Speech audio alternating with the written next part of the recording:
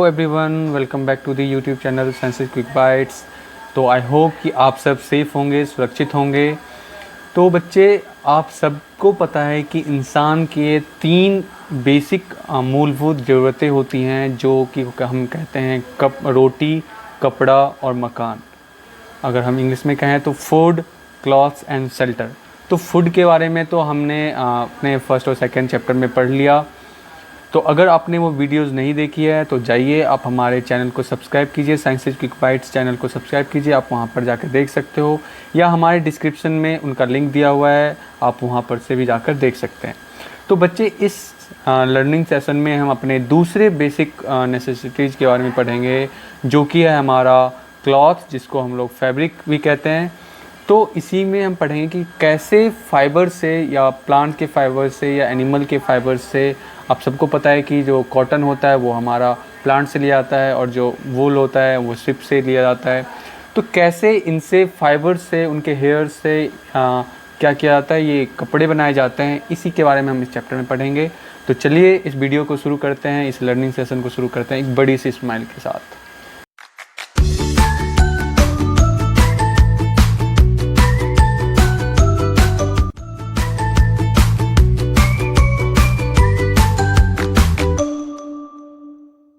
हमें पता है कि हम इंसानों की तीन बेसिक नेसेसिटीज होती हैं, रोटी, कपड़ा और मकान, है ना। तो कपड़े जो होते हैं, इसका एक बहुत ही बड़ा हिस्ट्री रहा है। जो कपड़े आपको सभ्य बनाते हैं। कहते हैं कि अगर आप अच्छे कपड़े पहनते हो तो ये आपको सभ्य बनाता है, आपके कल्चर को दिखाता है। हर देश का अपना अपना कल्चर होता है, अपने अपने कपड़े पहनने के ढंग होते हैं, है ना। इसके साथ साथ आपको जो साइंस में अगर देखा जाए तो ये तो कल्चरल हो गया आपका। अगर आप साइंस के बेसिक्स पे देखते हो तो जो कपड़े होते हैं ये आपको पैथोजेंस से बचाते हैं, आपको टेम्परेचर से, हीट से बचाता है, गर्मी से बचाता है, आपको ठंड से बचाता है। इसके साथ साथ ये आपको बारिश से बचाता है। आप रेनकोट वगैरह पहनते हो, ये आपको बारिश से भी बचाता है, ठीक है। तो आप अगर देखो तो कपड़े की वैरायटीज़ जो हैं वो गर्मियों में, ठंडों में क्या होता है कि वो बदल जाते हैं, ना। आप गर्मियों में हल्के कपड़े पहनते हो, कॉटन के कपड़े पहनते हो, ठंडे में आप वुलन क्लॉथ्स पहनते हो, है ना। तो कपड़े का एक हिस्ट्री रहा है। तो अगर हम क्लॉथिंग के हिस्ट्री के बारे में अगर पढ़े, तो जो प्री हिस्टोरिक पीरियड में जो भी आपके आदिमानव वगैरह थे, वो क्या करते थे प्राचीन समय में, एंशियंट टाइम्स में क्या करते थे कि उनके पास, तभी उनको कपड़े का इतना ज्ञान नहीं था, उनको मशीन्स वगैरह का कुछ पता नहीं था, वो सिलने वगैरह का उनको पता नहीं था। तो वो क्या करते थे कि जो भी ट्रीज के बड़े बड़े बार्क या बार्क छाले वगैरह होते थे, उनको क्या करते थे कि वो उनको ही अपने शरीर के चारों तरफ लपेट लेते थे, या बड़े बड़े पत्ते क्या करते थे, लपेट लेते थे अपने। ये जैसे कि आप इस एक ह्यूमन को देख सकते हो, ये क्या किया हुआ है कि इसने अपने चारों बॉडी के तरफ अपने एनिमल के स्किन या फर को क्या किया, कवर कर लिया अपनी बॉडी को। तो जो प्राचीन समय में जो भी आदिमानव होते थे, वो क्या करते थे, या तो प्लांट्स के पत्ते या उनके छाले जो होते थे उनको या एनिमल्स को मारकर उनके चमड़े वगैरह या उनके जो बड़े बड़े हेयर्स होते थे उनसे क्या करते थे, अपने चारों तरफ लपेट लेते थे।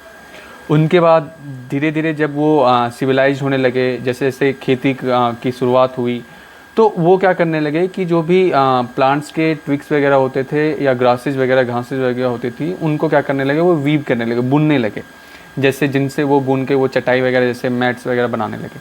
तो उन्हीं को क्या करने लगे कि वो जो भी प्लांट के या जो वाइन्स वगैरह, लताएँ वगैरह होती थी, या जो एनिमल के हेयर्स होते थे, उनको वो धीरे धीरे बुनने लगे, ठीक है। तो बुनने से वो क्या हुआ कि धीरे धीरे वो फैब्रिक जैसा उनको बनाने लगा, एक ढांचा देने लगे, और उन्हीं को वो क्या करते थे, अपने शरीर के चारों तरफ लपेटते थे। तो इंडिया में जो कॉटन है वो आपके हड़प्पा सभ्यता, अपने हिस्ट्री में पढ़ा होगा, हड़प्पन पीरियड पढ़ा होगा, जो कि 2500 जो है बिफोर क्राइस्ट एरा बोलते हैं, इतने में आपका वो पाया गया था। ईसा पूर्व शताब्दी में ये आपके देखा गया है कि जब वो हड़प्पन पीरियड थे, तो गंगा नदी के किनारे ये कॉटन के अवशेष मिलते हैं, उगाए जाते थे। और इजिप्ट में जो नील नदी थी, उनमें 7000 साल पहले जो फ्लैक्स से भी फाइबर्स, ये प्लांट होता है, उससे भी फाइबर्स ले आते हैं। तो फ्लैक्स के साथ साथ कॉटन भी क्या हुआ था, नील नदी के किनारों में, बैंक में उनके क्या होते थे, मिलते थे। तो ये हिस्ट्री रहा है। तो पहले जब नीडल्स की खोज नहीं हुई थी तो क्या करते थे जो लोग जो हैं वही पत्तों वगैरह को वीव करके उनके हेयर्स को बुन कर अपने चारों तरफ लपेट लेते थे। धीरे धीरे क्या हुआ कि जब नीडल्स की खोज हुई तो लोगों ने क्या किया कि उन्हीं जो हेयर्स को जो उन्होंने बुना था उनको अब वो स्टिच करने लगे। तो कपड़े को सीने की शुरुआत हुई, जिनके बाद कपड़े सिए जाने लगे तो उनसे शर्ट्स, पैंट्स, ब्लाउजेज ये सारे बनने लगे, फ्रॉक्स वगैरह। तो अगर आप देखो तो जो धोती वगैरह होता है या साड़ी वगैरह होता है वो स्टिच नहीं होता, ठीक है, वो स्टिच नहीं होता, वो पूरा का पूरा एक कपड़ा होता है और उनको लपेट लेते हैं, टर्बन वगैरह, पगड़ी वगैरह। तो आज भी ऐसे कपड़े पहने जाते हैं जो पूरा का पूरा एक फैब्रिक ही होता है, पूरा का पूरा क्लॉथ होता है ना, उनको स्टिच नहीं किया जाता। उसके बाद हम अब ये जो हम क्लॉथ पढ़ रहे हैं और आपका जो टॉपिक भी है फाइबर टू फैब्रिक, अगर आपने हमारा टाइटल देखा होगा तो वहाँ पे मैंने 3 इमेजेस लगाई थी, जिसमें हमने कॉटन दिखाया था, फिर धागा दिखाया था और फिर फैब्रिक दिखाया था।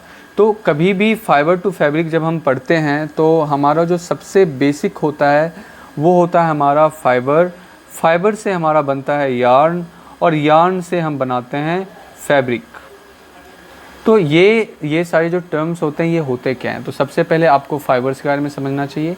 तो फाइबर्स क्या होता है, long thin tube like structure होता है जो कि यूज किया जाता है आपके कोई भी क्लॉथ मटेरियल्स बनाने के लिए, ठीक है। Long thin tube like structure which are use to prepare any cloth materials, ठीक है। तो वैसे कोई भी लंबे पतले ट्यूब लाइक स्ट्रक्चर वाले पदार्थ, सब्सटेंसेस जिनको बुनकर जिनसे आपके क्लॉथ मटेरियल्स बनाए जाते हैं।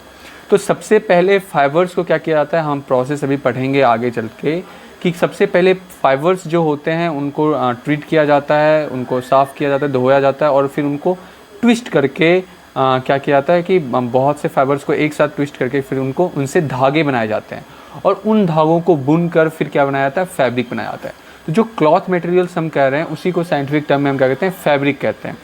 और फैब्रिक से ही आपके बहुत सारे कपड़े बनाए जाते हैं, चाहे वो आपके पहनने वाले कपड़े हों, क्लॉथिंग मटेरियल्स हो, जैसे कि आपके टेक्सटाइल उनको हम कहते हैं, जैसे कि आपके शर्ट्स, पैंट्स हो गए ये सारे, या उनसे आपके जितने भी सोफ़ा वगैरह के कर्टन्स वगैरह, कारपेट्स वगैरह, ये सारे आपके फैब्रिक्स में आते हैं। फैब्रिक का ये मतलब नहीं होता कि सिर्फ शर्ट, पैंट, साड़ी वगैरह ये सब नहीं होता, साड़ी वगैरह ये सब नहीं होता। फैब्रिक में आपके कर्टन्स, जो आप पर्दे होते हैं, कालीन होते हैं, आपके ग्लव्स हो गए, आपके डोरमेट हो जाते हैं, मॉप का जो पोछा का कपड़ा होता है, ये सारे आपके फैब्रिक में आते हैं, ठीक है। यहाँ तक कि रस्सी, ये सारी चीज़ें जो हैं फैब्रिक में रखते हैं। नाउ जो इनके जो फाइबर्स होते हैं उनके सोर्सेज के आधार पर कि वो कहाँ से पाए जाते हैं, उनको हम 2 टाइप्स में बांटते हैं, natural fibres and synthetic fibres. आपको पता है कि जो नेचुरल फाइबर्स होते हैं वैसे फाइबर्स जो आपके नेचुरल सोर्सेज से क्या किए जाते हैं, एक्सट्रैक्ट किए जाते हैं। अब आपको पता है नेचुरल जो सोर्सेज होते हैं वो 2 ही हो सकते हैं, या तो प्लांट या एनिमल्स। तो जो प्लांट से एक्सट्रैक्ट किए जाते हैं उनको हम कहते हैं प्लांट फाइबर्स। इनके एग्जांपल्स हैं कॉटन, जूट, फ्लैक्स, ठीक है। और भी एग्जांपल्स होते हैं जैसे कोकोनट वगैरह से भी उनके फाइबर्स लिए जाते हैं, उनकी रस्सियाँ वगैरह बनाई जाती हैं। उसके बाद आपका आता है एनिमल्स फाइबर्स। तो एनिमल फाइबर्स में आप जानते हो आपके वुल और सिल्क जो होता है वो आपके मेन एनिमल फाइबर्स हैं। सिंथेटिक फाइबर्स वैसे फाइबर्स होते हैं जो मैन मेड होते हैं, जिनको इंसान केमिकल्स के द्वारा बनाता है, इंडस्ट्रीज में बनाते हैं उनको। और इनके एग्जांपल हैं आपके रेयॉन, नायलॉन, पॉलिस्टर, ठीक है बच्चों। तो 6th क्लास में आपको जो मेनली है आपको प्लांट फाइबर के बारे में पढ़ना है, कॉटन और जूट के बारे में पढ़ना है। 7th क्लास में जब आप जाओगे तो आप एनिमल फाइबर के बारे में पढ़ोगे, वूल एंड सिल्क के बारे में, और 8th क्लास में आप सिंथेटिक फाइबर के बारे में ज़्यादा पढ़ोगे। हम इस लेक्चर में क्या करेंगे कि एक एक करके थोड़ा थोड़ा सबको समझेंगे, लेकिन मेनली हमारा फोकस हमारे प्लांट फाइबर्स पे होगा। तो सबसे पहले हम प्लांट फाइबर्स शुरू करते हैं। तो प्लांट फाइबर्स में जो सबसे मुख्य जो फाइबर होता है वो होता है कॉटन। आप सब जानते हो, कपास कहते हैं इसको।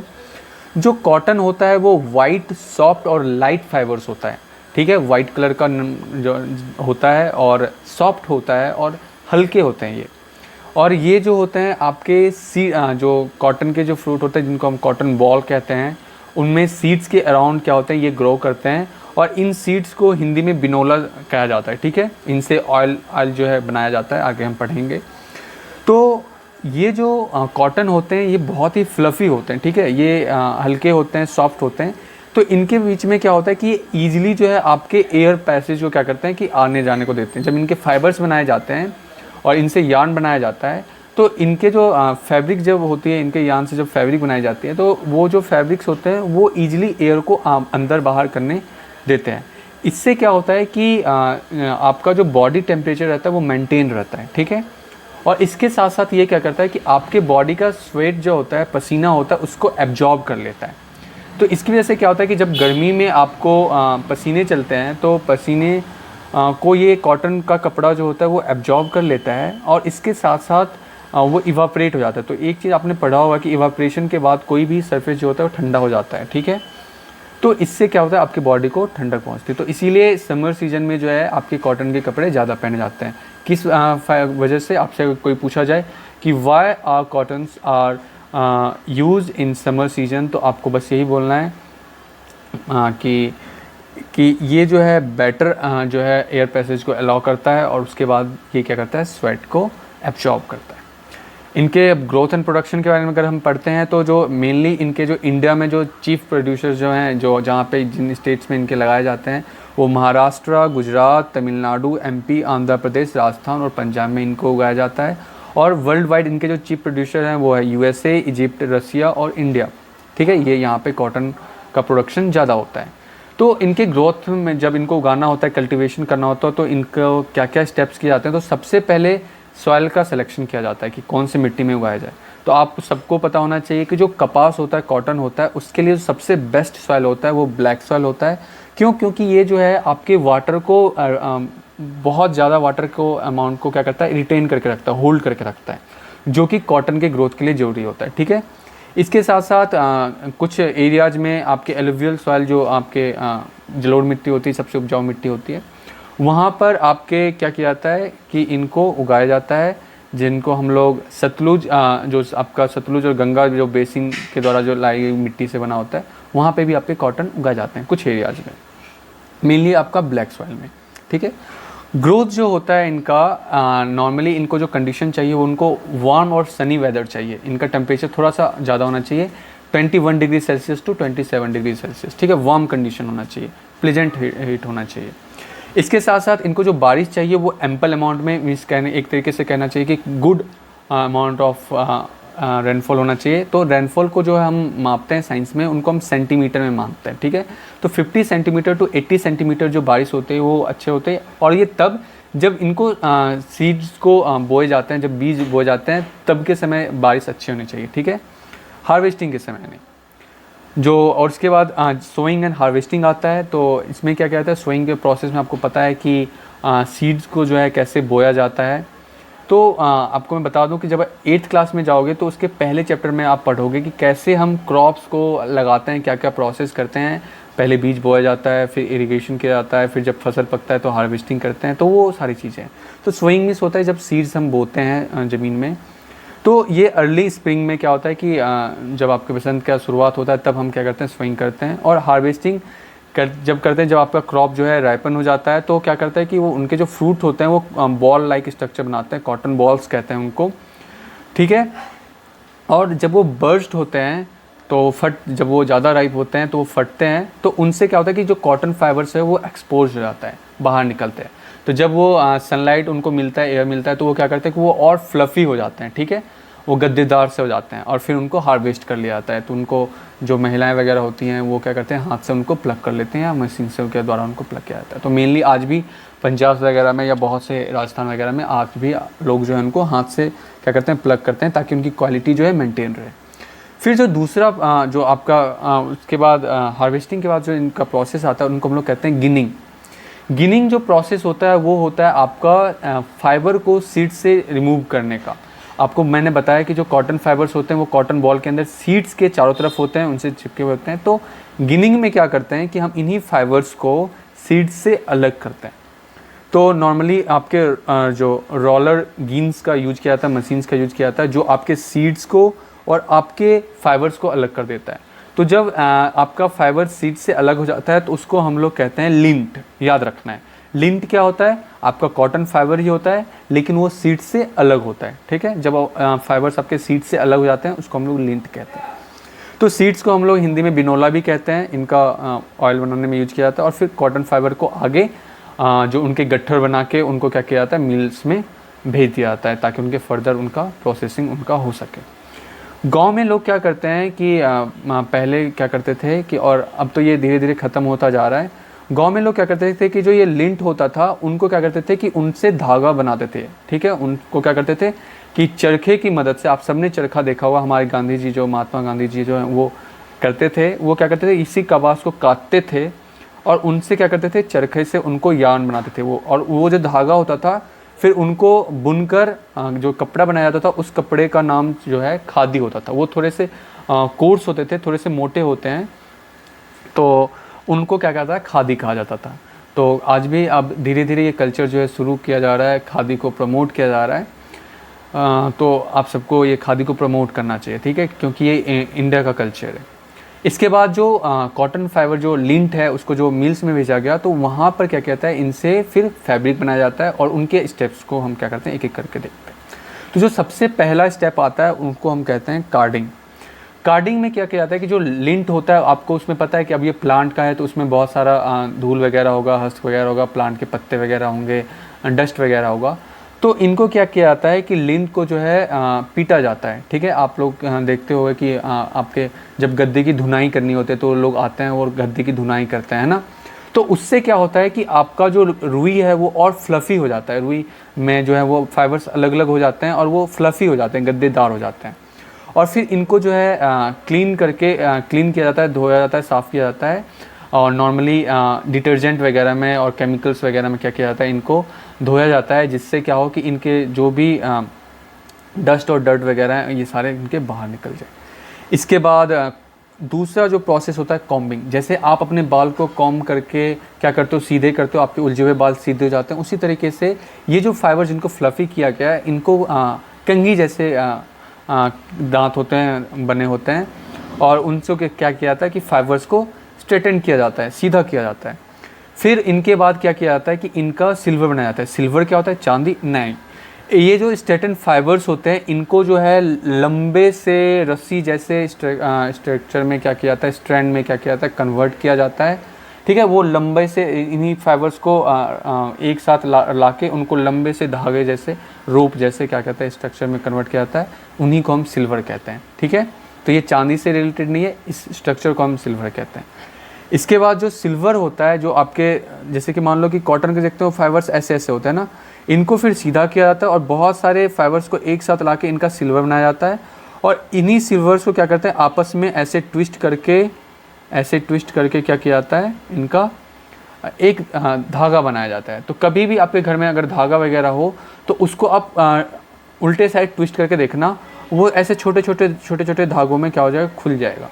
तो अगर आप इसी से आप समझ सकते हो कि जो आपका जो यार्न होता है धागा, उनमें छोटे छोटे फाइबर्स को क्या किया जाता है, मोड़ के बनाया जाता है। या आप वूल देखोगे, आपके घर में अगर ऊन होगा तो ऊन को देखोगे तो उनके जो होते हैं वो ऐसे ट्विस्टेड होते हैं ना, ऐसे ट्विस्टेड होते हैं, वो सारे फाइबर्स आपके अलग अलग हो जाते हैं। तो फाइबर्स जो स्ट्रेटन फाइबर्स होते हैं जिनसे सिल्वर बनाया गया है, उन्हीं सिल्वर्स को क्या किया जाता है, फिर ट्विस्ट करके उनसे यार्न बनाया जाता है, धागे बनाए जाते हैं। फिर यार्न को क्या किया जाता है, वीव करके उनसे फैब्रिक्स बनाए जाते हैं, आपके कपड़े के मटेरियल्स बनाए जाते हैं। तो ये जो दो तरह की मशीन्स होती हैं, हैंडलूम और पावर लूम्स। तो जो कॉटेज इंडस्ट्रीज होती हैं, जैसे कि कुटीर उद्योग, जो छोटे इंडस्ट्रीज होते हैं, उनमें हैंडलूम का यूज़ किया जाता है, हाथ से बुना जाता है। और पावर लूम जो होता है वो मशीन से होते हैं, वो ऑटोमेटिक होते हैं, बड़ी बड़ी इंडस्ट्रीज में लगाए जाते हैं। तो वीविंग का एक पैटर्न होता है। ठीक है, अगर आप कपड़ों को ध्यान से देखो तो वीविंग का क्या होता है, एक पैटर्न होता है। जैसे कि आप इसी एक फैब्रिक को देखो तो इसमें देखो कि एक जो है पैटर्न, अगर इसको ध्यान से देखो तो एक जो होता है धागा हमेशा सीधा जाता है ना, और दूसरे जो धागे होते हैं इसके क्या होता है कि ऊपर नीचे, एक ऊपर जाता है और नीचे, फिर ऊपर जाता है, फिर नीचे। तो एक धागा जो है एक पैटर्न में जो आपका धागा हमेशा सीधा जाता है और दूसरा जो होता है वो आपके ऊपर नीचे करता जाता है। ठीक है, तो जो धागा आपका लेंथ वाइज पैरेलली प्लेस्ड होता है उनको हम लोग वार्प कहते हैं, ठीक है, समझ गए। वीविंग पैटर्न दो तरीके के होते हैं, वार्प एंड वेप्ट।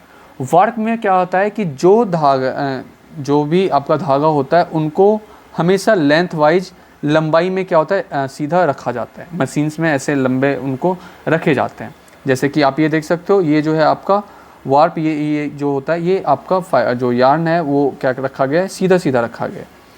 वेप्ट जो होता है वो यार्न जो होता है उनको क्या किया जाता है कि वो जो है क्रॉस करते हैं उसी वार्प के ऊपर और नीचे क्या करते हैं, ओवर एंड अंडर क्या करते हैं, वो वार्प को क्रॉस करते हुए जाते हैं। तो इस तरीके से क्या होता है कि वो जितने भी वार्प्स होते हैं उनको क्या करते हैं, टाइटली पैक्ड कर देते हैं और आपका जो यार्न होता है वो फैब्रिक में कन्वर्ट हो जाता है। तो आई होप कि ये आपको समझ में आ गया होगा कि जो वार्प होता है वो लेंथ वाइज होता है और वेप्ट जो होता है वो उनके ऊपर नीचे आता है। तो किसी भी धागे को अगर आप ध्यान से देखोगे तो उनमें क्या होता है कि एक बहुत सारे धागे जो हैं ऐसे लंबे लंबे होते हैं और दूसरे धागे जो होते हैं उसके ऊपर नीचे, यहाँ पे नीचे गया, यहाँ पे ऊपर आ गया, फिर नीचे गया, ऊपर आ गया। तो इसको अगर देखो तो ऊपर गया, नीचे गया, फिर ऊपर आया, फिर नीचे गया। तो ये जो है, ये वाला जो पार्ट है ये है आपका वेप्ट और ये जो लंबा लंबा सा जा रहा है ये है आपका वार्प। इसके बाद आता है ग्रे फैब्रिक।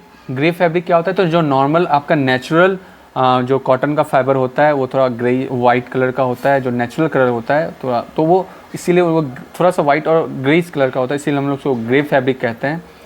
और इनको फिर क्या किया जाता है कि ब्लीच करके, ब्लीचिंग पाउडर से इनका कलर को रिमूव किया जाता है और फिर उनको डाई किया जाता है अलग अलग रंगों में और फिर उनको फर्दर यूज किया जाता है, उनसे अलग अलग कपड़े बनाए जाते हैं। तो कॉटन का किन किन चीज़ों में यूज होता है, तो आप सबको पता है कि इनका यूज जो है टेक्सटाइल इंडस्ट्रीज़ में किया जाता है। जितने भी कपड़े बनाने होते हैं, साड़ी वगैरह बनाना होता है, शर्ट पैंट ब्लाउज जो भी बनाना होता है वो सारे यूनिफॉर्म वगैरह इनसे बनाए जाते हैं, तो उनको हम टेक्सटाइल इंडस्ट्रीज में रखते हैं।